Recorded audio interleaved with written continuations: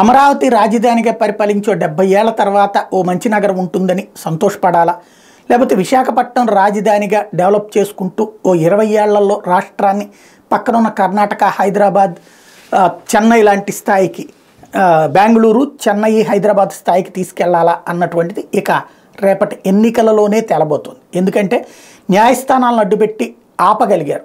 సుప్రీంకోర్టులో వేసినటువంటి పిటిషన్ల నేపథ్యంలో, రైతులు వేసినటువంటి పిటిషన్ల నేపథ్యంలో వీళ్ళందరికీ నోటీసులు ఇవ్వమని చెప్పడం, ఆ నోటీసులకి కౌంటర్లు వేయమని చెప్పడం, ఇదంతా కలిపి ఏప్రిల్ నెలకు వాయిదా పడింది. ఏప్రిల్ అంటే ఇది జనవరి. ఇప్పటికే వాయిదాల మీద వాయిదాలు పడతానే వచ్చింది. అదేంటో ఆంధ్రాకి శాపం ఏంటంటే, రాష్ట్రాన్ని విభజించమన్నటువంటి సందర్భంలో విభజిస్తున్నారయ్యా.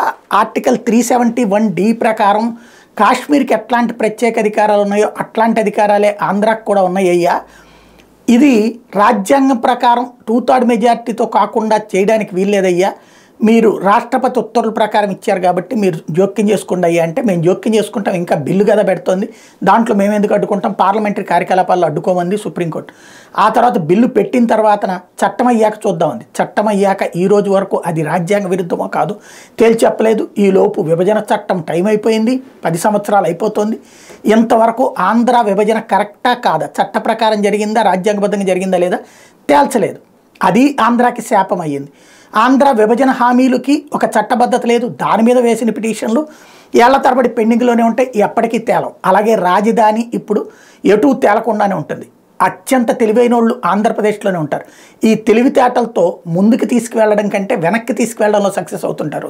ఇక్కడ బ్రతకడం చేతకాక పక్క రాష్ట్రాలకు వెళ్ళి, పక్క దేశాలకు వెళ్ళి బ్రతుకుతున్నటువంటి వాళ్ళు ఈ రాష్ట్రం మీద ఆధిపత్యం చెలాయించడం కోసం చేసే తమ మెదడు గేమ్స్కి న్యాయ వ్యవస్థ కూడా వన్ ఆఫ్ ద కేంద్రం అవుతుంది. తద్వారా ఆంధ్రప్రదేశ్ భవిష్యత్తు ఏప్రిల్లో అంటే మళ్ళీ అప్పుడు వాయిదా పడుతుంది, ఎలక్షన్స్ టైం కాబట్టి. ఆ తర్వాత నెక్స్ట్ వచ్చే ప్రభుత్వం ఆలోచన మీద ఆధారపడి ఉంటుంది. అమరావతి, విశాఖపట్నమా, ఆంధ్ర 70 ఏళ్ళ లేకపోతే 20 ఏళ్ళ అన్నటువంటిది.